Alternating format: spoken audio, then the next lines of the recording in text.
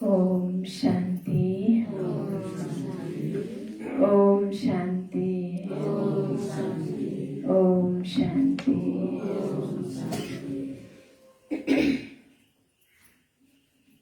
आज 11/9/2022 बाबा को अव्यक्त महावाक्य रिवाइज 8/4/92।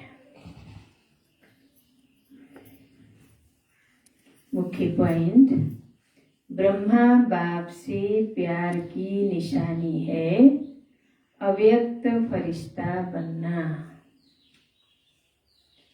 ब्रह्मा बाप से प्यार की निशानी है अव्यक्त फरिश्ता बनना।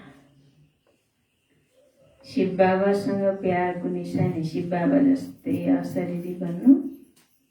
जोसँग प्यार छ त्यस्तै बन्ने हो नि, हैन? ब्रह्मा बाबासँग प्यार छ कि छैन? छ? कति छ? कि शिव बाबासँग वर्षा लिने हो, ब्रह्मा बाबासँग के मतलब भन्ने त आउँदैन। ब्रह्मा बाबा नभए त हामी शिव बाबासँग मिल्न पनि पाउँथेनौँ, हैन? यो मुरली सुन्न पाइन्थ्यो। ब्रह्मा बाबा माध्यम हुनुहुन्छ, दलाल। हामी सबै बच्चाहरूलाई, आत्माहरूलाई शिव बाबासँग सगाई गराउने। त ब्रह्मा बाबासँग पनि बच्चाहरूको प्यार उति नै छ, हैन? तर प्यारको निशानी आज बाबाले भन्नुहुन्छ, यदि प्यार छ भने जसरी बाबा अव्यक्त फरिश्ता बन्नुभयो त्यस्तै तिमी बच्चा पनि अव्यक्त फरिश्ता बन। किनकि जबसम्म तिमी फरिश्ता बन्दैनौ तबसम्म देवता बन्न पनि सकिँदैन। ब्राह्मण सो फरिश्ता, फरिश्ता सो देवता भनिएको छ। डाइरेक्ट देवता बन्न पाइँदैन। पहिला फरिश्ता बन्नु पर्यो, सूक्ष्म अवतरमा जानु पर्यो, बल्ल फेरि परमधाम अनि बल्ल देवता बनेर आउने हो, हैन? त फरिश्ता ब्रह्मा बाबा समान फरिश्ता बन्ने। र फरिश्ता भनेको यो संसारबाट, यो संसारको वस्तु, व्यक्ति, वैभव केहीबाट पनि रिश्ता छैन। फरिश्ता केलाई भनिन्छ? जसको संसारदेखि कुनै रिश्ता छैन, जो न्यारा र प्यारा छ त्यसलाई फरिश्ता भनिन्छ। त बाबा भन्नुहुन्छ यस संसारमा रहेर पनि यसबाट रिश्ता नाता नहोस्, माना लगाव नहोस्, हैन? बुद्धिको तार त्यसमा फसेको नहोस्।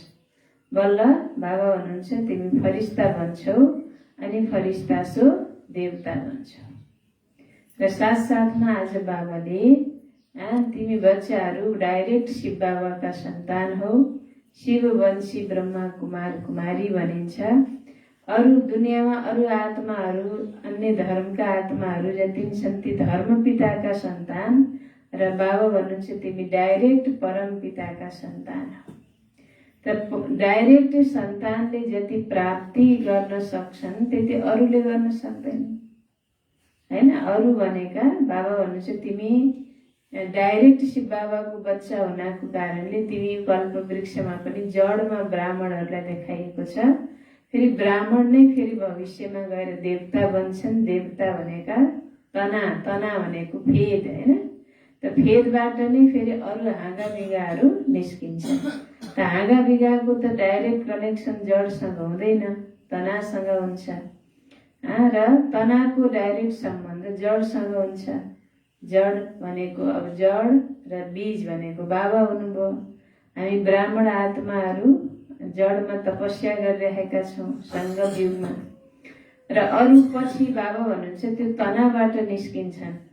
जस्तो अब कोही व्यक्ति छ, उसको छोरा छोरी र फेरि नाति नातिना पलाती भने जस्तै के। अब जति छोरा छोरीले बाबुको प्यार पाउँछौँ, नजदिकी प्यारको अनुभव हुन्छ, त्यति नाति या पलाती खलातीलाई त हुँदैन नि त, हुन्छ र?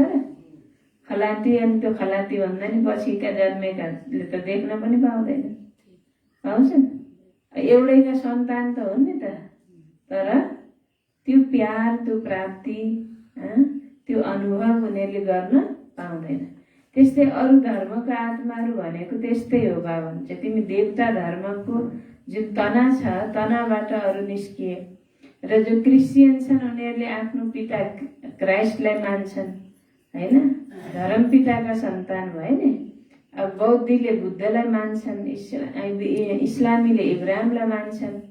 शिव बाबालाई डाइरेक्ट रचना, हामी भगवानका सन्तान हौ त सबैले भन्छन्, तर डाइरेक्ट परमात्मासँग सम्बन्ध उनीहरूको हुँदैन। र बाबा भन्नुहुन्छ तिमी डाइरेक्ट सन्तान हो, डाइरेक्ट रचना हो, र अरू इन्डाइरेक्ट। भक्ति पनि तिमीले डाइरेक्ट गर्यौ। द्वापर कालमा बाबा भन्नुहुन्छ डाइरेक्ट शिव बाबाको मन्दिर बनाएर तिमीले पूजा गर्यौ। पछि पछि गएर अब देवी देवताहरूको पूजा गर्न थाले। भक्तले रामको हनुमानको भक्ति गर्छन्। रामका रामेश्वर पनि हुन्छन्, रामले पनि शिवलाई याद गरेथे भन्छन्, तर याद गर्ने बेला कसलाई याद गर्छन्? रामलाई नै याद गर्छन्, शिव बाबालाई याद गर्दैन। त भक्ति पनि उनीहरूको इन्डाइरेक्ट छ। बाबा भन्छ तिम्रो भक्ति पनि डाइरेक्ट, तिमी बाबाका बच्चा, जन्म पनि तिम्रो डाइरेक्ट बाबाबाट हुन्छ। र सतयुगमा तिम्रो यो चक्रको जुन अवस्था हुन्छ, सतयुग त्रेता द्वापर कलियुग, गोल्डन सिल्भर कपर आइरन होइन, त युगको अनुसार तिम्रो अवस्था हुन्छ। युगको गोल्डन एजमा तिमीले गोल्डन एजको अनुभव गर्छौ, गोल्डन एज स्थितिमा हुन्छौ। फेरि युग सिल्भरमा आउँछ, तिमी पनि सिल्भरमा आउँछौ। तर अन्य आत्माहरू द्वापरमा आउने आत्माहरूले आधा कल्पमै 4 स्टेजलाई पार गर्नुपर्छ। गोल्डन सिल्भर कपर आएज, उनीहरूको कपर एजमा यानि द्वापर युगमा गोल्डन एजको अनुभव गर्छ। त्यो पनि जो सुरुमा आउँछ उसले, पछि आउनेले त केही जन्मभित्रमै बाबा भन्नुहुन्छ उसले 4 स्टेज पार को अनुभव गर्नुपर्ने हुन्छ। कोही कलियुगमा आउने आत्माहरू छन् भने कलियुगमा त युगको हिसाबले त आइरन एज भयो नि, तर त्यति बेलै परमधामबाट आएको आत्मा छ भने अब त्यही आइरन एजमै उसले गोल्डन सिल्भर कपर 4 स्टेज उसले त्यही युगमै पार गर्ने हो, त्यही युगमा अनुभव गर्ने हो होइन। त बाबा भन्नुहुन्छ तिमी डाइरेक्ट परमात्माको रचना हौ, त यो नशा रहन्छ कि रहँदैन? यति नशा छ कि म डाइरेक्ट भगवानको बच्चा हो। त्यो नशा र त्यो खुसी कति रहन्छ? कहिलेसम्म तिमी सम्पन्न बन्ने हो, कहिलेसम्म बाबाको बच्चा के अरे बाबा समान अव्यक्त फरिस्ता बन्ने हो, कति समय अझै चाहिन्छ भनेर बाबाले त्यति बेलै सोध्नु भएको थियो। 97 आजभन्दा कति वर्ष पहिला? 30 वर्ष पहिला। कति बच्चाहरूको त जन्मै भएको थिएन होला यहाँ, अलौकिक जन्म होइन। तब त्यति बेलै बाबाले भन्नुभएको थियो अब समय कम छ, कति चाहियो, अझै अझै चाहियो भन्छौ कि अब छिटै सम्पन्न बन्छौ? बाबाले सोध्नु भएको थियो। त अब त यत्रो वर्ष बितिसक्यो, अब हामीलाई धेरै समय छैन, छिटोभन्दा छिटो के भन्नु छ? बाबा समान सम्पन्न बन्नु छ, अव्यक्त फरिस्ता बन्नु छ। यही बाबासँग प्यारको निशानी हो। र अनेक आत्माहरूको निमित्त पनि त बन्नु छ, सबैलाई मुक्ति जीवन मुक्ति दिलाउनेको। तिमीले डाइरेक्ट बाबासँग मुक्ति जीवन मुक्ति प्राप्त गर्छौ भने अन्य आत्माहरूलाई दिलाउनेको निमित्त कसलाई बन्नु छ? हामी बच्चाहरूलाई बन्नु छ होइन। अच्छा, ब्रह्मा बाप से प्यार की निशानी है अव्यक्त फरिश्ता बनना। आज बेहद का बाप अपने आदि श्रेष्ठ डाइरेक्ट रचना को देख रहे हैं। आदि भनेको सुरुको श्रेष्ठ डाइरेक्ट रचनालाई बाबाले देखिराख्नु भएको छ। ब्राह्मण आत्माएं डायरेक्ट शिववंशी ब्रह्मा कुमार और कुमारिया हो। बाबा भन्नुहुन्छ तिमी ब्राह्मण आत्मा डाइरेक्ट कसको सन्तान? शिववंशी ब्रह्मा कुमार कुमारी, डाइरेक्ट शिव बाबाको सन्तान। ब्राह्मण आत्माएं आदि देव की आदि रचना हो। नन्द कुमारी माताजी के हेरेर टोलाउनु भयो त्यता? के छ त्यहाँ? मुरली यता फर्केर एकदम चैतन्य भएर सुन्नु न, त्यो टोलाएर जड भयो जस्तो भएर सुने जस्तो लाग्छ, बुद्धिमा बस्दैन। भन्ने काँध हल्लिनुपर्छ भन्नुहुन्छ बाबाले। बल्ल प्यारले सुन्यो भने त है, त्यसै आफै टाउको मुन्टो हल्लिहाल्छ। ब्राह्मण आत्माएं आदि देव की आदि रचना हो, इसलिए कल्प वृक्ष में ब्राह्मण फाउंडेशन अर्थात जड़ में दिखाए गए। कल्प वृक्ष में ब्राह्मणहरू कहाँ छन्? कहाँ छन्? थाहा छैन, हेर्नुपर्छ। जडमा छन् हैन। बाबा भन्नुहुन्छ आप बाबाको शिव बाबा बिउ र तिमी बच्चा डाइरेक्ट शिव बाबाको रचना, त्यही भएर ब्राह्मणलाई जडमा देखाइएको छ। त्यो वृक्ष में आप बाबा भन्नुहुन्छ ब्राह्मण आत्माएं आदि देव की आदि रचना हो, इसलिए कल्प वृक्ष में ब्राह्मण फाउंडेशन अर्थात जड़ में दिखाए गए हैं। अपना स्थान देखा है ना, आफ्नो ठाउँ देखेका छौ भन्नुहुन्छ बाबा। देख्नु भएको छ नि, कोर्स गर्दै देख्नु भएन त्यो चित्र। अब नदेखे नहेरे पनि याद हुनुपर्छ। कल्प वृक्षमा ब्राह्मण कहाँ छन् भन्यो भने त्यो चित्र कता भने हेर्ने हो र, त्यो सधैँ यहाँ दिमागमा हुनुपर्छ हैन। अपना स्थान देखा है ना, तो वृक्ष में आप आदि रचना बीज के समीप जड़ में दिखाए गए।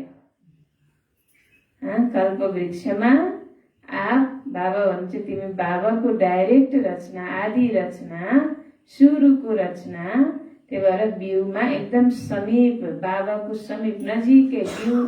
बिउ र जरा त सँगै हुन्छ नि त हैन, सँगै बिउबाटै जरा निस्किन्छ। तो बाबा भन्छ तिमी जरा हो, जड़ में दिखाए गए हो, इसलिए डायरेक्ट रचना हो।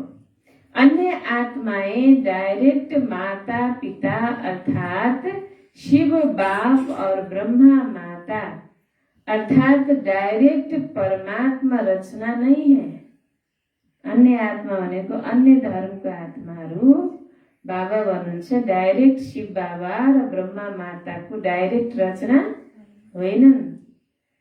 आप डायरेक्ट माता पिता की रचना हो, फर्क है ना। अरू धर्मको आत्माहरू, दुनियाँवाला आत्माहरू र बाबा भन्नुहुन्छ तिमी बच्चाहरूमा फरक छ कि छैन? फरक है ना। आप आदि रचना और अन्य धर्म आत्माओं की रचना दोनों में अंतर है। आप आदि रचना और अन्य धर्म की आत्माएं दोनों में क्या है? अंतर है। आप परमात्मा रचना अपने रचता माता पिता दोनों को अच्छी तरह से जानते हो। अन्य धर्म की आत्माएं आप तना से निकली हैं। आप जड़ भी हो और तना भी हो। बाबा भन्नुहुन्छ अरू धर्मको आत्माहरू तिमी तना भनेको जुन फेद हुन्छ नि, फेदबाट अरू ढाँगा निस्किन्छ। त बाबा भन्छ तिमी जरा पनि हो, फेद पनि हो हैन। जरामा फेद, ब्राह्मणको रूपमा जरा, देवताको रूपमा फेद हो। तो आप तना भी हो, जड़ भी हो। ब्राह्मण रूप में वृक्ष की जड़ में हो और देवता रूप में वृक्ष के तना हो। और सभी धर्म आप तना से निकलते हैं। अरू धर्मका आत्माहरू कोबाट निस्के? बाबा भन्छ देवी देवता धर्मको आत्माहरूबाट नै त अरू धर्महरू निस्के नि पछि गएर। आप तनाबाट नै त हाँगा निस्किन्छ भन्नुहुन्छ बाबा।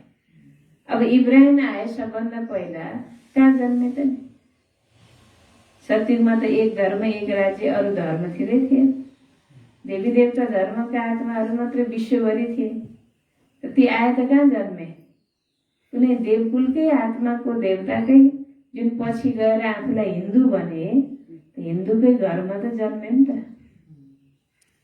अनि जन्म न त्यही जन्मे, पछि गएर उसले आफ्नो अलग धर्म बनायो हैन त। निस्क्यो कहाँबाट?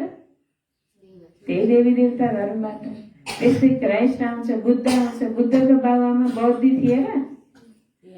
उनीहरू त हिन्दू थिए नि त हैन? बुद्धले पछि गएर धर्म प्रचार गरेर त्यो धर्मलाई मान्नेवाला, उनको उपदेशलाई मान्नेवालाले आफूलाई बौद्धी भने, बौद्धिक कहलाए। बाँकी बुद्धका जुन माता पिता थिए ती त हिन्दू थिए नि त। त निस्क्यो कहाँबाट?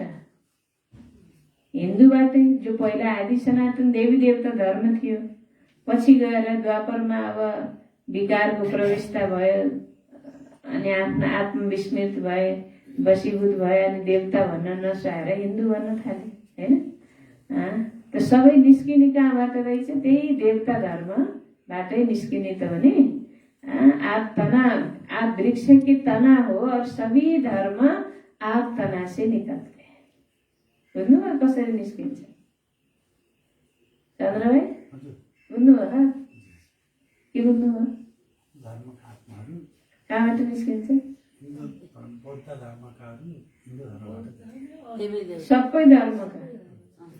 सबै धर्मका आत्माहरू कहाँबाट निस्के?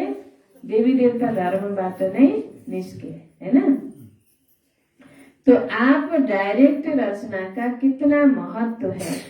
डायरेक्ट बीज के साथ संबंध है, उन्हों का डायरेक्ट संबंध है, उन्हों का इनडायरेक्ट संबंध है और आपका डायरेक्ट है। आप सभी रूहानी नशे से कहेंगे कि हम परमात्मा संतान हैं। आप सभी रूहानी नशे से कहेंगे कि हम कौन है? हम परमात्मा संतान, हामी भगवान का डायरेक्ट बच्चा हो। अरू इनडायरेक्ट भए, अरू हामी भगवान का बच्चा, फेरि हामीबाट अरू निस्केका नाति नातिना भए, पलान्ती खलान्ती भए हो कि हैन? डायरेक्ट सम्बन्ध उनीहरूको भएन। तो बाबा भन्नुहुन्छ, जो भी धर्म वाली आत्माएं आती हैं वह सभी अपने को क्रिश्चियन, बौद्धी, इस्लामी कहलाएंगी। डायरेक्ट शिव वंशी व आदि देव ब्रह्मा की रचना नहीं कहलाएंगे। अरू धर्मका आत्माहरू आउँछन् नि, पहिला त धर्म पिता आउँछन्, त्यसपछि अन्य धर्मका आत्माहरू आउँछन्। त उनीहरू आएर आफूलाई म शिव बाबाको सन्तान हुँ त भन्दैनन्। बौद्धी, क्रिश्चियन र आफूलाई इस्लामी कहलाउँछन्। डाइरेक्ट म शिव वंशी, ब्रह्मा कुमार कुमारी हूँ, ब्रह्माको सन्तान हूँ भन्न तिनीहरूले सक्दैन। भन्न त अब यस आदि देव आदि देवी एडम इव भनेर भन्छन्। आदम हव्वा थिए जसबाट सृष्टिको सुरुवात भयो भन्छन्। त्यो आदम हव्वाको थाहै छैन हैन? त आदम हव्वा भनेकै त ब्रह्मा सरस्वती, एडम इव भने पनि त्यही हो। आदिदेव आदिदेवी भने पनि त्यही हो। मनु शत्रुपा भनेर हिन्दूको धर्मशास्त्र लेखेको छ, त्यो पनि त्यही हो। ब्रह्मा बाबा र जगदम्बा सरस्वतीलाई भनेको, जसबाट नै सृष्टिको सुरुवात भयो। त बाबा भन्नुहुन्छ, डायरेक्ट शिव वंशी व आदि देव ब्रह्मा की रचना नहीं कहलाएंगे। क्राइस्ट वंशी क्रिश्चियन कहेंगे। धर्म पिता क्राइस्ट के क्रिश्चियन हैं, यही जानते हैं। उनीहरूले क्राइस्टको धर्म पिता क्रिश्चियन हो भन्ने थाहा छ, तर शिव बाबालाई चिन्दैन। वह सभी धर्म पिता के वंश हैं और आप कहेंगे हम किसके वंश हैं? आप कहेंगे हम परमात्मा के वंश हैं, डायरेक्ट भगवान। तो धर्म पिता और परम पिता दोनों में कितना अंतर है? धर्म पिता और परम पिता कितना अंतर है? डबल विदेशी क्या समझते हैं? परमात्मा के हो या धर्म पिता के हो? परम पिता के अर्थात डायरेक्ट रचना होना, तो डायरेक्ट और इनडायरेक्ट में कितना अंतर है? नशे में भी अंतर है तो प्राप्ति में भी अंतर है। इसलिए भक्ति मार्ग में भी इनडायरेक्ट अपने इष्ट द्वारा बाप को याद करते हैं। अगर कोई शिव भक्त भी है तो वो भी शिव शंकर एक मान करके याद करते हैं। तो इनडायरेक्ट हो गया ना। जानते भी हैं कि राम का रामेश्वर है, लेकिन फिर भी याद किसको करेंगे? राम को ही करेंगे। थाहा छ रामले पनि शिव बाबाको भक्ति गरेका थिए, शिवको पूजा गरेका थिए भनेपछि त अब जान्नु पर्छ नि, राम भन्दा नि ठुलाको रहेछन् शिव रहेछन्, शिवले रहेछ दिने। अनि डाइरेक्ट शिव बाबाको भक्ति गरे हुन्थ्यो, तर भक्ति कसको गर्छन्? पूजा फेरि रामकै गर्छन्। जानते भी है राम का रामेश्वर है, फिर भी याद राम को ही करेंगे। तो भक्ति इनडाइरेक्ट हो गई ना। भक्त आत्माहरूको भक्ति पनि के भयो? इनडाइरेक्ट भयो। हुन त जसको पूजा गरे पनि मैले कामना पूरा गरिदिन्छु, साक्षात्कार गराइदिन्छु भन्नुहुन्छ बाबाले। अब डाइरेक्ट शिव बाबाकै भक्ति गरेर पाउनु र अब रामलाई, कृष्णलाई, देवी देवताहरूलाई, हनुमानलाई, गणेशलाई मानेर अनि यहाँ आजकल त झन् ढुङ्गो मुडो कुकुर बिरालो मुसो सर्पलाई पुजेर अनि शिव बाबाबाट यति पाउनुमा फरक हुन्छ कि हुँदैन? हुन्छ नि।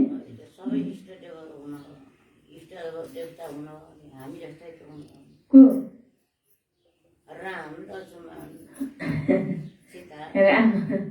राम कृष्ण देवी देवता भनेका त हाम्रै पूर्वज थिए नि त। उनीहरूले पनि त शिव बाबाको भक्ति गरेको देखाइयो। अब हामीले नि शिव बाबालाई भक्ति गरेर पाउने हो नि त। त्यो देवी देवता त हामी नै रहेछौँ।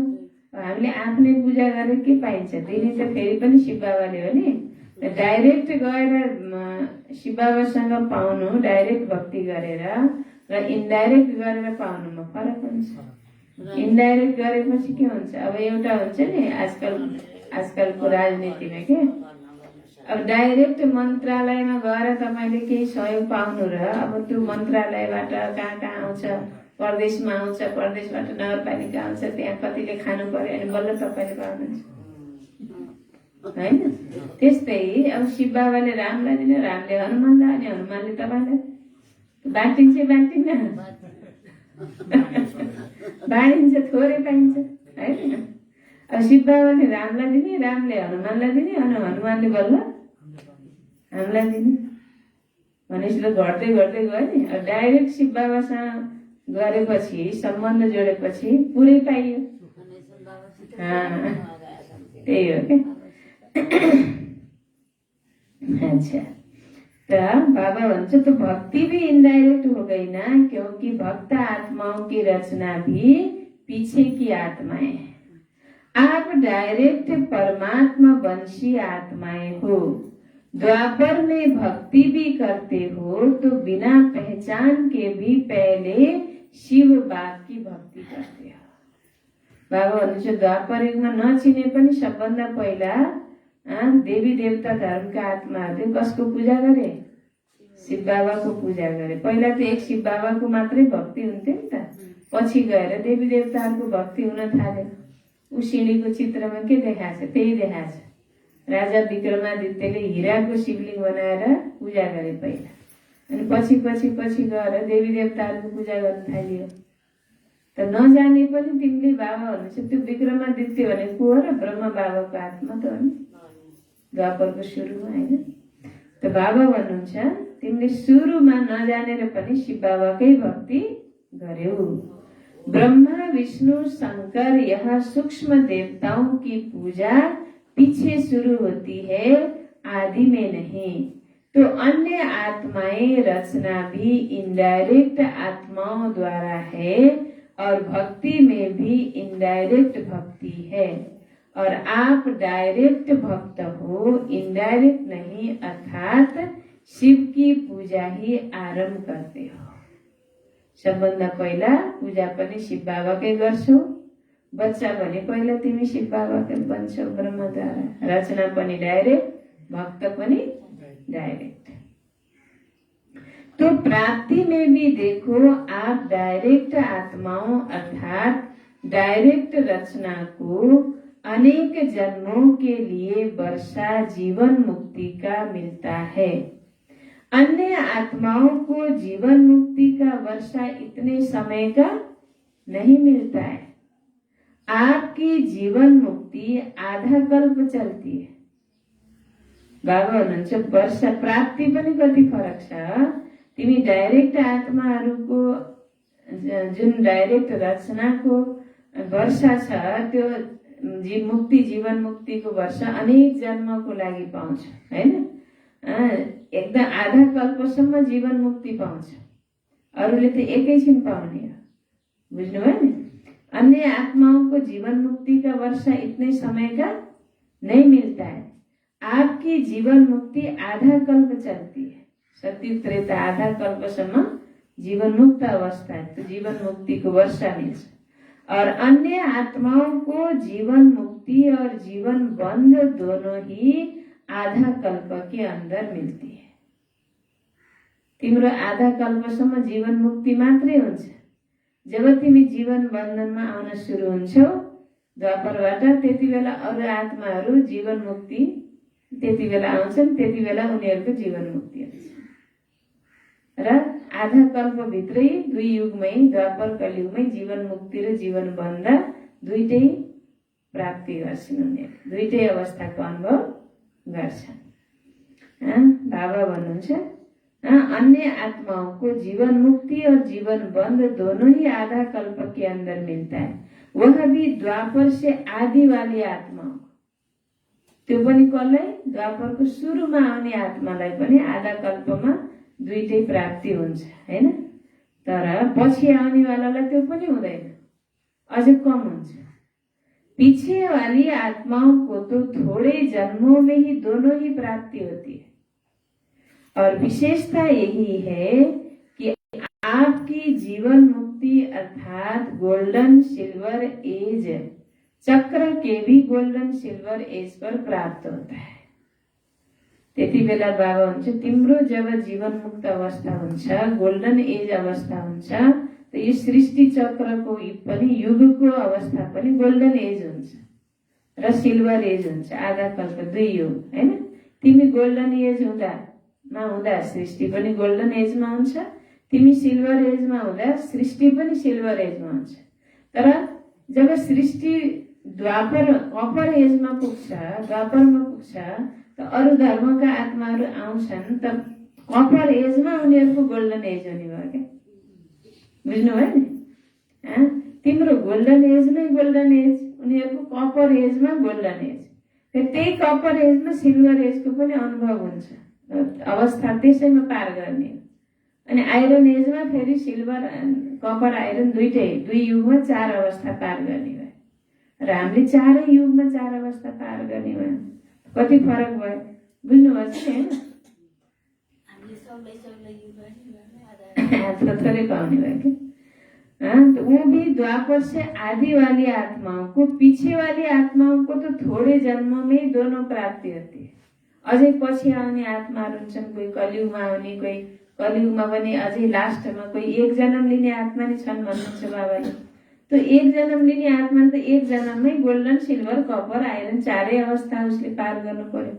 किनकि हरेक आत्मालाई यो चार स्टेज पार गर्नु नै छ। परमधामबाट पवित्र आत्मा आउँछ नि, त सुरुमै त पतित भएर त आउँदैन नि त, पावन आत्मा आउँछ त उसले चार स्टेज एक जन्म लिने भए पनि त एकै जन्म भित्रमा पार गर्ने भयो। अच्छा,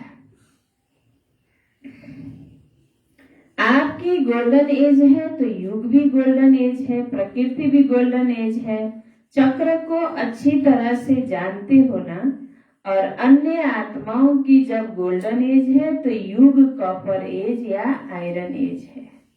कॉपर एज में उनकी गोल्डन एज है और आपकी गोल्डन एज में गोल्डन एज है। कितना अंतर हुआ? आप सतो प्रधान है तो प्रकृति भी सतो प्रधान है, और वह रजो प्रधान प्रकृति में सतो प्रधान स्टेज का अनुभव करते हैं। द्वापरमा त प्रकृति नै रजो प्रधान भइसकेको हुन्छ, सृष्टि रजो प्रधान भइसकेको हुन्छ। त रजो प्रधान सृष्टिको अवस्थामा आएर सतो प्रधानको अनुभव उनीहरूले गर्छन्। कति फरक भयो। तो डायरेक्ट और इनडायरेक्ट रचना का कितना अंतर है। इतना नशा है कि हम डायरेक्ट परमात्मा रचना है, खै नशा है, मुखबाट आवाज निस्किनु भन्ने पनि। बाबाले सोध्नुभएको छ, इतना डायरेक्ट इतना नशा है कि हम डायरेक्ट परमात्मा रचना है। कराएछ नि बल्ल हालेर त्यो रचना होस्, डाइरेक्ट नशा छ भने त निस्किहाल्नु पर्यो नि त पहिले। नबोलिन्छ बोलिन्छ बोल्नु नै परेन, मुरली सुन्दा परसेंटेज में फर्क पड़ जाता है। बाबा भन्नुहुन्छ सदा नशा रहता है या कभी कभी नशा चढ़ता है। सदा नशा रहता है या कभी कभी नशा चढ़ता है। परसेंटेज में फर्क पड़ जाता है, कभी 100%, कभी 50%, ऐसा सदा 100। बाबाले सोध्दै हुनुहुन्छ फर्क पड़ जाता है, कभी 100%, कभी 50%, लेकिन रहना क्या चाहिए? सदा एक रस रहना चाहिए ना। तो चाहिए चाहिए कब तक कहेंगे? कब तक चाहिए चाहिए कहेंगे? एक रस रहना चाहिए चाहिए माना अभी है नहीं। सदा नशा रहता है, यह फलक से नहीं कहते हो, रहना चाहिए यह कहते हो। सदा नशा है, सधैँ नशा रहन्छ भन्नु र रहनु पर्ने हो के अरे भन्नुमा फरक भयो। पर्ने हो के अरे भनेपछि त्यो तर आउँछ हैन, तर तलमाथि हुन्छ भन्ने कुरो भयो है नि त। तर भएपछि पर पर अच्छा भैमा खुट्टै नहुनु भयो। त्यही त फरिस्ता भनेको त्यही त हो नि, भैमा खुट्टै नहुने।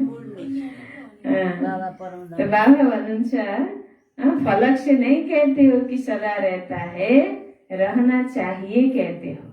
तो संपूर्ण बनना अर्थात जिसमें यह चाहिए शब्द क्या हो जाए? चाहिए शब्द समाप्त हो जाए। सभी के मुख से यह निकले कि सदा है, उसके लिए कितने वर्ष चाहिए? अब बाबा भी चाहिए पूछता है। सदा छ, मलाई नशा रहन्छ, म सम्पूर्ण बने भन्नको लागि अब कति वर्ष चाहियो? बाबाले नि चाहियो भनेर सोध्नुहुन्छ। कितने वर्ष चाहिए? 10 चाहिए कि उससे भी ज्यादा व कम चाहिए? क्योंकि तपस्या वर्ष आरंभ किया, अब तो समाप्ति का समय भी आ गया। लेकिन जब आरंभ किया तो सबने क्या संकल्प किया?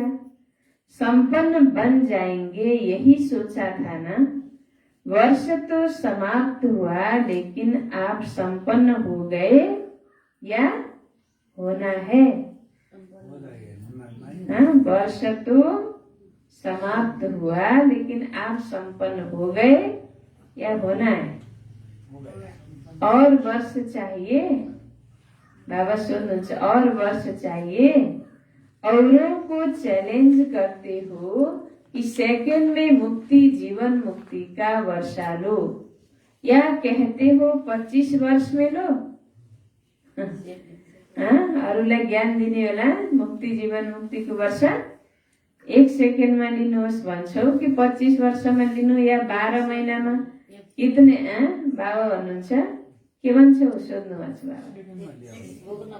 तो 12 मास में कितने सेकेंड, कितने दिन हुए? 12 महीना भनेको 1 वर्षमा कति सेकेन्ड, कति मिनट हुन्छन्, कति दिन हुन्छन्? तो सबको संपन्न बन जाना चाहिए या अभी और समय चाहिए? का और समय चाहिए? क्या रिजल्ट है भन्नुहुन्छ बाबा? के रिजल्ट छ? कितने वर्ष चाहिए यह बता दो। कति वर्ष अझै चाहिए यो भनिदेऊ बाबालाई, नहीं तो दूसरा वर्ष समाप्त होगा, फिर यही गीत गाएंगे कि अभी समय चाहिए। वर्ष बित्दै बित्दै गर्छ, फेरि अझै समय चाहियो भनिराख्छौ, यही गीत गाइराख्छौ भन्नुहुन्छ बाबा। चाहिएको यह चाहिए का गीत कितने समय का है? गीत का भी 3 वा 5 मिनट का टाइम होता है ना। गीत बज्दैन कोही 3 मिनट का हुन्छन्, कोही 5 मिनट का हुन्छन्। तिम्रो चाहिएको गीत कति मिनट बज्ने हो भन्नुहुन्छ बाबा। तपस्या वर्ष में दृढ़ संकल्प किया या संकल्प किया? दृढ़ संकल्प किया या केवल संकल्प किया? दृढ़ता की निशानी है सफलता। दृढ़ संकल्प छ भने त्यसको निशानी के हो? सफलता।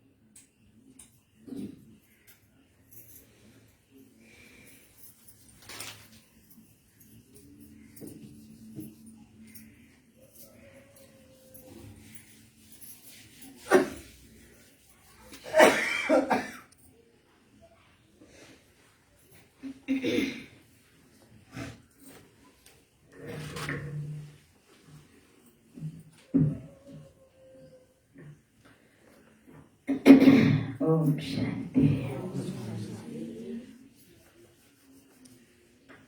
तो बाबाले सोध्नुभयो, तपस्या वर्ष में दृढ़ संकल्प किया या संकल्प किया? दृढ़ता की निशानी है। दृढ़ता की निशानी क्या है? सफलता। फिर तो इस वर्ष और फोर्स की तपस्या चाहिए ना, या सेवा करनी है? दोनों नहीं कर सकते हो? बाबा सोध्नुहुन्छ। अब दृढ़ताको निशानी सफलता हो त फेरि यो वर्ष अझै फोर्सको तपस्या चाहियो, या सेवा गर्ने हो, या दुईटै सँगै गर्ने हो? दुईटै गर्न सक्दैनौ भनेर सोध्नुहुन्छ। आपका कर्म योगी टाइटल नहीं है, योगी है। केवल योगी हो कि कर्म योगी हो?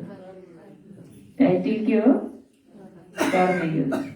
वैसे देखा जाए तो सेवा उसको ही कहा जाता है जिसमें स्व और सर्व की सेवा समाई हुई हो।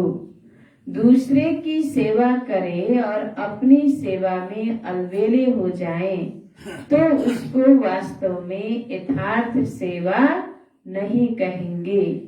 सेवा की परिभाषा ही है सेवा के मेवे मिलते हैं। सेवा करो और मेवा खाओ।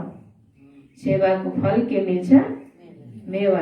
मेवा अर्थात सेवा अर्थात मेवा। मेवा भनेको फ्रुट। मेवा ड्राई फ्रुट हुन्छ नि, एकदम महँगो महँगो ताकतवर, त्यसलाई मेवा भनिन्छ क्या। हाम्रो यहाँ त मेवा भन्यो, मेवा पपैयालाई मेवा भन्छ। तर हिन्दी भाषामा मेवा भनेको सबै कुरा ड्राई फ्रुट, काजु, किसमिस, बदाम, छोडा, ये सब मेवा जो ताकतवर फल हुन्छ। तो सेवा अर्थात मेवा, फ्रूट, प्रत्यक्ष फल। सेवा करो और मेवा खाओ। अगर स्व के तरफ अलबेले बन जाते हो तो वह सेवा मेहनत है, खर्चा है, थकावट है। अरूको सेवा गर्ने, आफ्नो सेवा भुल्ने हैन। अरूको सेवा गरेर आफ्नो सेवामा अलबेला भयो भने त्यसलाई बाबाले भन्नुहुन्छ वास्तवमा यथार्थ सेवा भनिदैन हैन। त्यसमा के हुन्छ? मेहनत छ, खर्चा, थकावट हुन्छ, तर प्रत्यक्ष फल सफलता मिल्दैन। पहले स्व को सफलता, साथ में औरों को भी सफलता की अनुभूति हो, साथ साथ हो।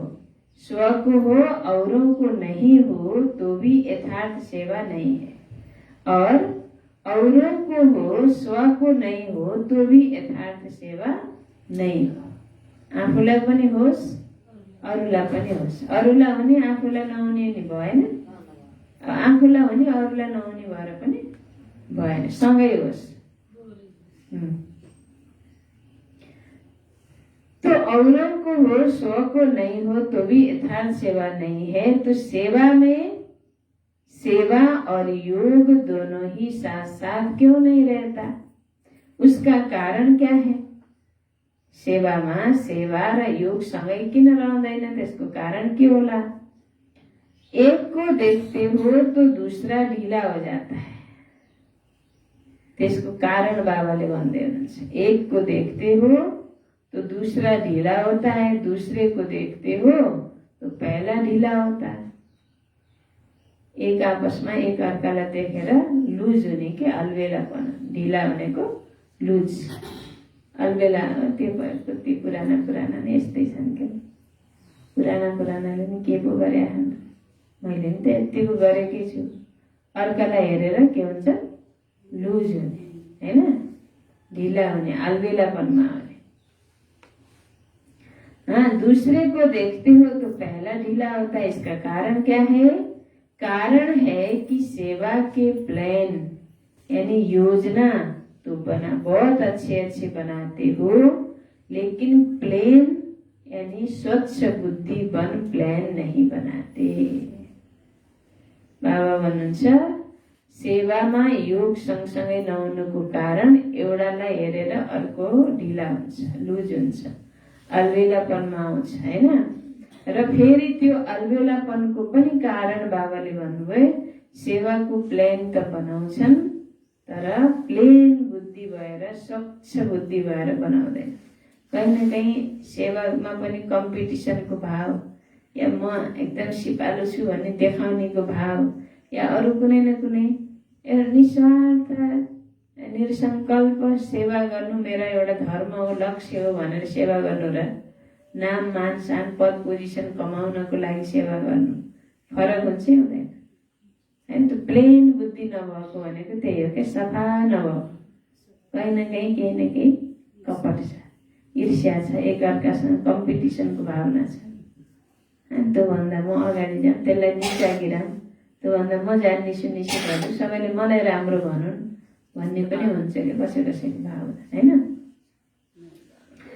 तो सेवा के प्लान यानी योजना तो बहुत अच्छे अच्छे बनाते हो, लेकिन प्लेन यानी स्वच्छ बुद्धि बन प्लान नहीं बनाते। प्लेन अर्थात सेवा करते और कोई भी बात बुद्धि को टच नहीं करे। प्लेन भनेको सेवा गर्दाखेरि चाहे तनको सेवा, चाहे धनको सेवा, चाहे बाछाको सेवा हैन, कुनै पनि कुराले बुद्धिलाई टच नगरोस् सिवाय निमित्त भाव और निर्माण भाव। निमित्त भाव र निर्माण भावको सिवाय अरू कुनै कुराले बुद्धिलाई टच नगरोस्। निर्माण करते निर्माण की स्थिति की कमी हो जाती है। सेवा गर्ने त बन्न र बनाउनको लागि हो नि त सेवा गर्दा गर्दै निर्माण स्थिति माना मान शानदेखि परको स्थितिको कमी हुन्छ। सेवामा मान शानको चाह बढ्छ के, फेरि मैले यति गरेपछि सबैले मलाई वाह वाह भनुन्, सबैले मलाई सोधुन्, मैले यत्रो धनको सेवा गर्छु, मलाई वास्ता गर्नुपर्छ, या मैले यति धनको सेवा गरेँ, या मैले यत्रो ज्ञान सुनाएँ, मलाई सबैले राम्रो भनुन्, पद पोजिसन बढोस्, वाह वाह नाम होस्, मान होस्, शान होस् भनेर त्यो चाह आउँछ। निर्माण स्थितिको कमी हुन जान्छ। इसीलिए निर्माण का कार्य जितना सफल करना चाहते हो उतना सफल नहीं होता है। शुभ भावना व शुभ कामना का बीज ही है निमित्त भाव और निर्माण भाव। शुभ भावना र शुभ कामनाको बीज बाबाले के भन्नुभयो, निमित्त भाव र निर्माण भाव। हद का मान नहीं लेकिन निर्माण। इसलिए सेवा के प्लान बनाने के पहले प्लेन बुद्धि बनना अति आवश्यक है। कुनै पनि सेवाको प्लान यानी योजना बनाउनु भन्दा पहिला स्वच्छ बुद्धि, सफा निर्माण बुद्धि बन्न के छ त आवश्यकता छ। नहीं तो प्लेन बुद्धि के बजाय अगर बुद्धि में और अयथार्थ भाव का खिचड़ा मिक्स हो जाता है तो जो सेवा का प्लान बनाते हो उसमें भी रत्न जड़ित के साथ साथ पत्थर भी जड़ जाते हैं। रत्न और पत्थर मिक्स हो जाते हैं। 9 रत्न जड़ेंगे तो एक पत्थर मिक्स करेंगे। और कोई भी चीज में 9 रियल हो और एक आर्टिफिशियल हो तो वैल्यू क्या होगी? और ही लेने वाले को भी संकल्प चलेगा कि यह 9 भी रियल है या मिक्स है। न तो तपाईले कुनै दाना मोती हीरा या कुनै पनि दाना माला किन्ने बेलामा अब 10 वटा छन् या 9 वटा छन् त एउटा मिक्स छ भने त्यो अरूमाथि पनि शंका हुन्छ, यी अरू पनि रियल हुन् कि साँच्चैका हुन् कि त्यही डुप्लिकेट हुन् कि ओरिजिनल हुन्, के हुन् हैन। अब 9 वटा रियल छन् तर एउटा चाहिँ डुप्लिकेट पर्यो भने सबै डुप्लिकेट हुन् कि भने जस्तो लाग्छ, शंका लाग्छ। त्यस्तै बाबा भन्नुहुन्छ सेवा तिमीले गर्छौ नि प्लेन, त्यसमा प्लेन बुद्धि छैन, अयथार्थ भावको कुनै पनि किचडा मिक्स छ, नाम मान शान पद पोजिसन या अरू कुनै पनि नेगेटिभ संकल्पको भाव मिक्स छ भने त्यो सेवाको प्लेनमा रत्नको साथसाथमा पत्थर पनि जडिन्छ अरे। अनि त्यो पत्थर जडिएपछि के हुन्छ, डुप्लिकेट भयो नि, अनि त्यो अरू ओरिजिनललाई पनि माथि पनि के हुन्छ, शंका हुन्छ। कोई भी चीज में 9 रियल हो और एक आर्टिफिशियल हो तो वैल्यू क्या होगी, और ही लेने वाले के भी संकल्प चलेंगे कि यह 9 भी रियल है या मिक्स है, पता नहीं। इसलिए सेवा के प्लेन के साथ साथ प्लेन बुद्धि का अटेंशन पहले रखो। अगर प्लेन बुद्धि है और सेवा का प्लेन इतना बड़ा नहीं भी है, बुद्धि प्लेन छ, स्वच्छ छ, सफा छ, तर सेवाको योजना यति ठुलो छैन भने पनि फिर भी प्लेन बुद्धि वाले को नुकसान नहीं है, बोझ नहीं है। सेवा का फायदा कम है लेकिन नुकसान तो नहीं कहेंगे ना। मिक्सर बुद्धि में तो नुकसान है, इसलिए यह वर्ष भी तपस्या का करेंगे। सेवा में तो कहते हो कि नीचे आ जाते हैं, तो क्या करेंगे, सिर्फ तपस्या करेंगे। जब स्वयं संपन्न बनो तब विश्व परिवर्तन का कार्य भी क्या होगा, संपन्न होगा। आप सबके संपन्नता की कमी के कारण विश्व परिवर्तन का कार्य संपन्न होने में रुका हुआ है। बुझ्नुभयो, तिमी बच्चाहरू सम्पन्न नबनेको भएर विश्व परिवर्तनको कार्य रोकिएको छ, तिम्रो लागि रोकिएको छ भन्नुहुन्छ। प्रकृति दासी बन आपकी सेवा के लिए इंतजार कर रही है। ब्राह्मण आत्माएं फरिश्ता और फरिश्ता सो देवता बने तो हम दिल व जान, सिक व प्रेम से सेवा करें, क्योंकि सिवाय फरिश्ता बने देवता बन नहीं सकते। ब्राह्मण से फरिश्ता बनना ही पड़े, और फरिश्ता का अर्थ ही है जिसका पुरानी दुनिया, पुराने संस्कार, पुरानी देह के प्रति कोई आकर्षण का रिश्ता नहीं। फरिश्ता को अर्थ नहीं के हो, बाबा भन्नुहुन्छ तिमी ब्राह्मण सो फरिश्ता, फरिश्ता सो देवता, कहिले यिनीहरू बन्छन् र मैले सेवा गरौँ भनेर प्रकृतिले इन्तजार गरिरहेको छ। त जबसम्म तिमी फरिश्ता बन्दैनौ तबसम्म देवता बन्न सक्दैनौ। ब्राह्मणबाट फरिश्ता बन्नु नै पर्छ, र फरिश्ताको अर्थ हो जसको पुरानो दुनिया, पुरानो संस्कार, पुरानो देह को प्रति कुनै आकर्षणको रिश्ता छैन। तीनों में पास चाहिए, तीनों से मुक्त। वैसे भी ड्रामा में पहले मुक्ति का वर्षा है, फिर जीवन मुक्ति का। वाया मुक्ति धाम के आप जीवन मुक्त में नहीं जा सकते, तो फरिश्ता अर्थात मुक्त और मुक्त फरिश्ता सो जीवन मुक्त देवता। तो कितने % फरिश्ते बने हो? बाबा सोध्नुहुन्छ फरिश्ते कितना, कति % बनेका छौ भने सोध्नुहुन्छ। कितने % बने हो? कि ब्राह्मण बनने में खुश हो? ब्राह्मणैमा ठिकै छु भनेका भनेर त्यतिमै खुसी छौ? म ब्राह्मण बने, बाबाको बच्चा बने भन्नेमै खुश छौ कि फरिश्ता बनेका छौ? कति % बनेका छौ भन्नुहुन्छ।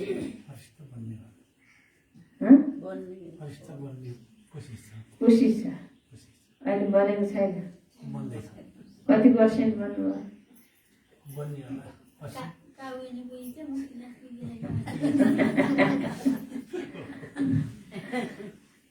कितने % बने हो? कि ब्राह्मण बनने में ही खुश हो। फरिश्ता बनना अर्थात अव्यक्त फरिश्ता स्वरूप ब्रह्मा बाप से प्यार हो।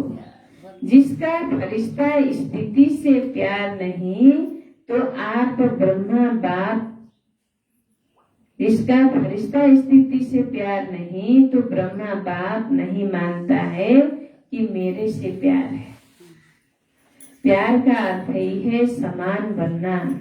ब्रह्मा बाप फरिश्ता है ना, तो फरिश्ता बन आप सबको फरिश्ता बनाने के लिए फरिश्तों की दुनिया में रुके हुए हैं। सिर्फ मुख से नहीं कहो कि बाप से बहुत प्यार है, क्या वर्णन करें। लेकिन ब्रह्मा बाप सिर्फ कहने से खुश नहीं होते। मेरो त एकदम प्यार छ भनेर मात्रै बाबा खुशी हुनुहुन्न, बनने से होते, कहने से नहीं होते खुश, बनने से खुश होते हैं। कहने वाले तो भक्त भी बहुत हैं, कितने प्यार के गीत गाते हैं, इतने प्यार के गीत गाते हैं जो अनेकों को हंसा भी देवे तो रुला भी देवे। वह सब है कहने वाले और आप हो बनने वाले। अगर सिर्फ कहते रहते हैं तो समझो अभी भक्ति का अंश रहा हुआ है। ज्ञानी तो आत्मा, योगी तो आत्मा नहीं कहेंगे, लेकिन भक्त योगी कहेंगे। अब क्या करेंगे? कोई नवीनता दिखाएंगे या जैसे इस वर्ष किया वही करेंगे? ऐसा भी समय आएगा जो बाप दादा उन्हों से ही मिलेंगे जो करने वाले है। नहीं, ऐसा भी समय आएगा जो बाप दादा उन्हों से ही मिलेंगे जो करने वाले हैं, जो बनने वाले हैं, सिर्फ कहने वाले नहीं। अभी तो सभी को अलाउ कर देते हैं, भावना वाले भी आ जाओ, ज्ञानी योगी तू आत्मा भी आ जाओ, लेकिन समय परिवर्तन होना ही है। इसलिए अपने ऊपर और 10 गुना अंडरलाइन करके परिवर्तित होकर दिखाओ। फिर बाप दादा को उल्हाना नहीं देना कि ऐसे कैसे होगा, ऐसे क्यों किया।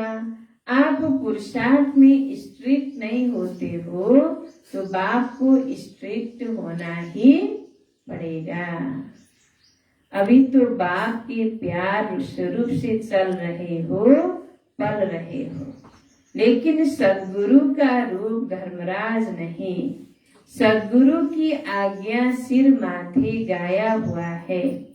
अभी तो बाप दादा मीठे बच्चे, प्यारे बच्चे कह करके चला रहे हैं। अगर प्यार है, मिलन की प्यास है तो समान बनकर मिलो, महान अंतर में नहीं मिलो। समान बनकर मिलने में बहुत मजा है। ये मजा और है। अच्छा, बाप से मिल लिया, दृष्टि ले लिया, मैले उठ्नु भनेको है, बाप से मिल लिया, दृष्टि ले लिया, वहां गए तो फिर कोई कमजोरी आ गई। बाबा भन्नुहुन्छ यति नै खुसी नहो कि बाबासँग मिले, दृष्टि पाए, फेरि घरमा हाँसी जस्ताको तस्तै, फेरि कमजोरी आ गई, शक्ति मिली और काम में लाई। 1-2 बार विजयी बने, फिर कमजोर बन गए। तो यह अपने प्रकार का मिलना है, लेकिन यथार्थ प्यार, यथार्थ मिलन इससे बहुत ऊंचा है, बहुत बहुत प्यारा है। उसका अनुभव करो। समझा? सद्गुरु की कोई ने आज्ञा नहीं मानी तो सद्गुरु है ना। बाप के आगे तो बच्चों के नाज लाड कोड चलते हैं। अगर बाप से सच्चा प्यार है तो इस वर्ष में फरिश्ता समान बनकर दिखाओ। अभी इतने सब मिलने के लिए आए हैं, बहुत अच्छा है, लेकिन और अच्छे से अच्छा करना है। प्यार करना और प्यार निभाना, प्यार करना और निभाना दोनों में क्या है? उसमें अंतर है। करने वाले तो सभी हो, प्यार छ त सबैले भन्छन् नि, बाबासँग भगवानसँग प्यार त दुनियाँवालाले नि गर्छन्, नगर्ने को छन् हैन? करने वाले तो सभी हो। अगर प्यार नहीं होता तो इतने सब क्यों आते? लेकिन करना और निभाना इसमें अंतर हो जाता है। प्यार करने वाले अनेक होते हैं और निभाने वाले कितने होते हैं? हैं? करने वाले अनेक होते हैं लेकिन निभाने वाले, तो आप क्या हो? पक्का? हैं? आप निभाने वाले हो।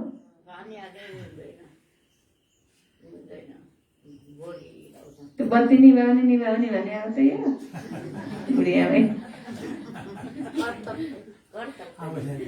कर्तव्य निभाउने भनेको पालन गर्ने, गरेर देखाउने भनेको निभाउने भनेको। निभाने वाले फिर चाहिए चाहिए नहीं कहेंगे। प्रैक्टिकल है, सिर्फ मुख से नहीं। सुनाया ना कि तपस्या के चार्ट में भी अपने को मार्क्स सर्टिफिकेट देने वाले बहुत हैं, लेकिन सर्व के संतुष्टता का सर्टिफिकेट कोही कोही को प्राप्त होता है। आफूलाई मार्क्स दिने सर्टिफिकेट दिने त थुप्रै छन्, तर सबैको सन्तुष्टता, मसँग सबै सन्तुष्ट छन् भन्ने त्यो सर्टिफिकेट त सबैलाई प्राप्त हुँदैन, कोही कोहीलाई मात्रै प्राप्त हुन्छ। चार्ट रखने वाले भी बहुत निकले, अपने को अच्छे से अच्छा सर्टिफिकेट देने वाले भी बहुत निकले। बहुत नहीं है लेकिन कुछ है। सेकंड नंबर वाले बहुत हैं, लेकिन सबके मुख से यह निकले कि हाँ यह नंबर 1 है। सबके दिल से यह दुआओं का सर्टिफिकेट मिले, निकले, इसको कहेंगे नंबर 1। कई बच्चे कहते हैं कि हम तो ठीक हैं, लेकिन कोई कोई आत्मा का कोई कड़ा हिसाब है हमारे से, जो कितना भी उसको संतुष्ट करते लेकिन वह संतुष्ट नहीं होता। बाप दादा ने पहले भी कहा था कि अगर ऐसा कोई कड़ा हिसाब किताब है भी, तो भी कम से कम 95% 95% सर्टिफिकेट मिलने चाहिए संतुष्टता। 5 जना संतुष्ट नभए नि 95 जना संतुष्ट हुनु पर्यो प्रतिशत, हैन। 5% का कड़ा हिसाब किताब है, वह भी माफ है, लेकिन 95% दिल से दुआएं दे। कई ऐसे कहते हैं कि सबसे संतुष्ट कौन है, सबैसित सबै संतुष्ट को हुन्छन् र भनेर पनि भन्छन् अरे के कोही कोही बच्चा। ऐसा तो एक भी दिखाई नहीं देता। बड़ों के लिए भी सोचते हैं कि इनसे ही नाराज हैं तो हमसे हुए तो क्या बड़ी बात है, लेकिन उन्हों से 95% दिल से राजी है। बड़ों की बात दूसरी है, बड़ों को जज बनना पड़ता है, तो 2 में से एक की बात हाँ करेंगे, वह कहेंगे बहुत अच्छे, और जिसको ना करेंगे वह कहेंगे ये अच्छे नहीं है। अब ठुलालाई त जज गर्नु पर्यो नि त, 2 पक्ष हुन्छ। एउटा पक्षलाई जसको हाँ गरिदिए उसले खुब राम्रो भन्छ, अब ना गरेका नराम्रो भनिहाल्छ, कुरा काटिहाल्छ। अब जजको त कुरो छुट्टै हो नि त। तो जज एक को हाँ करेगा या दोनों को? तो वह बातें अलग बात है, लेकिन दिल की तपस्या, दिल का प्यार, निमित्त भाव, शुभ भाव, वो सर्टिफिकेट सामने देखो। यह नहीं कॉपी करो कि बड़ों से भी संतुष्ट नहीं है तो हम तो पास हो जाएंगे। ठुला ठुला सँग पनि कति रिसाउँछ नि, सबै कहाँ संतुष्ट छन् र भनेपछि म के हो र म नि पास भइहाल्छु नि भन्ने नठान भन्नुहुन्छ बाबा। ठुलासँग तुलना नगर, ठुलाको कुरा छुट्टै हो भन्नुहुन्छ बाबाले। ऐसे नहीं सोचो, ऐसे कॉपी नहीं करो कि बड़ों से भी संतुष्ट नहीं है तो हम तो पास हो जाएंगे, ऐसा नहीं सोचो।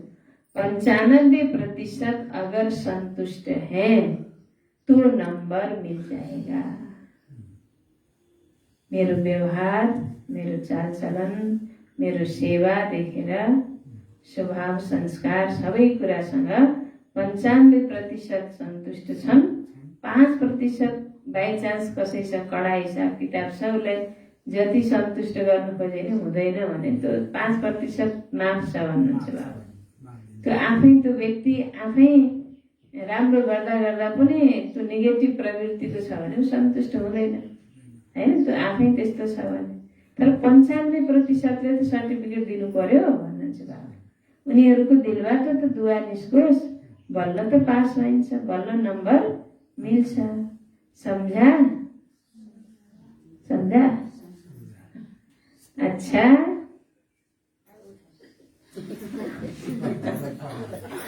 अच्छा।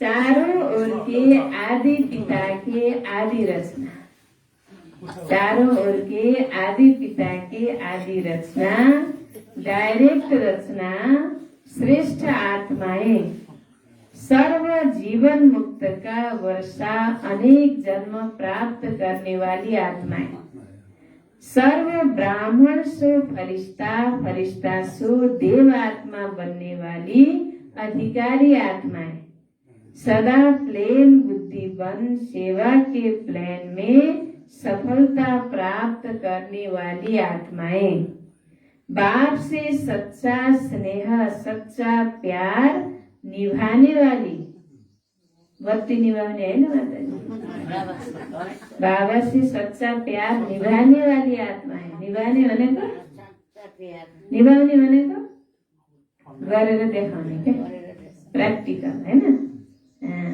निभाने वाली सर्व समीप आत्माओं को बाप दादा का याद प्यार और नमस्ते। हम बच्चों का भी बाप दादा को याद प्यार और नमस्ते। बाबा गुड मॉर्निंग, बाबा गुड मॉर्निंग, नमस्ते, शुक्रिया बाबा, शुक्रिया, थैंक्स बाबा। बाबा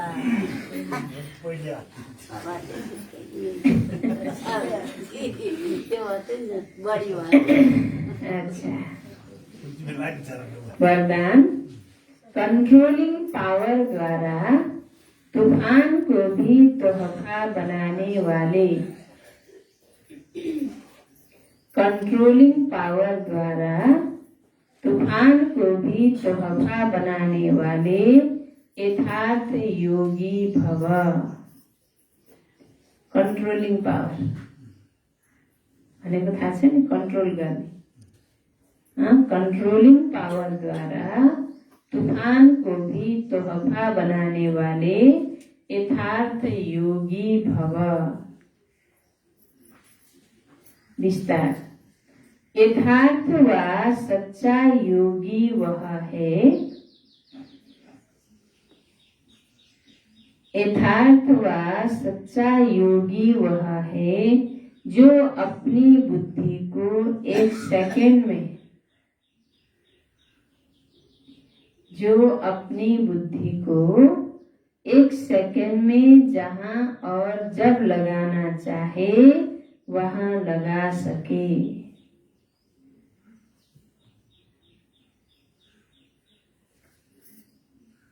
यथार्थ व सच्चा योगी वह है जो अपनी बुद्धि को एक सेकंड में जहां और जब लगाना चाहे वहां लगा सके। परिस्थिति हलचल की हो,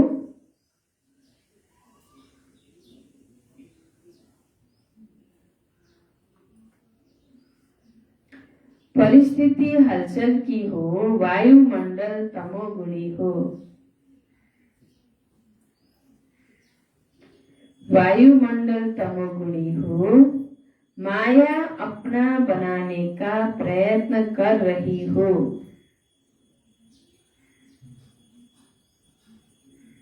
माया अपना बनाने का प्रयत्न कर रही हो, फिर भी सेकंड में एकाग्र हो जाना,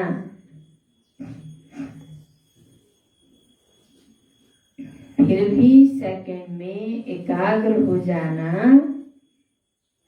यह है याद की शक्ति।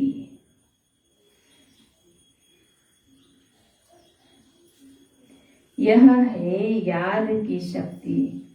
कितना भी व्यर्थ संकल्पों का तूफान हो,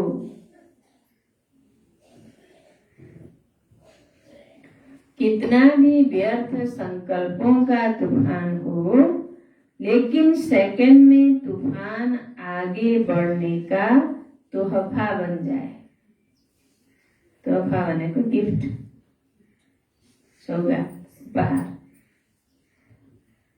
कितना भी व्यर्थ संकल्पों का तूफान हो, लेकिन सेकंड में तूफान आगे बढ़ने का तोहफा बन जाए, ऐसी कंट्रोलिंग पावर हो, ऐसी कंट्रोलिंग पावर हो, ऐसी शक्तिशाली आत्मा कभी ये संकल्प नहीं लाएगी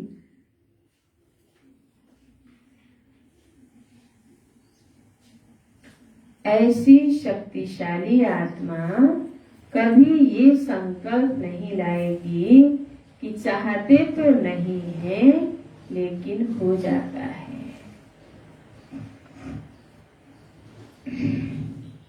ऐसी शक्तिशाली आत्मा कभी ये संकल्प नहीं लाएगी कि चाहते तो नहीं है लेकिन हो जाता है।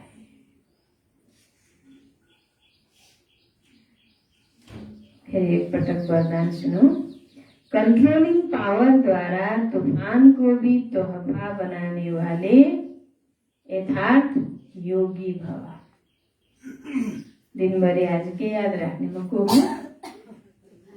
यथार्थ योगी विस्तार। यथार्थ व सच्चा योगी वह है जो अपनी बुद्धि को एक सेकंड में जहां और जब लगाना चाहे वहां लगा सके।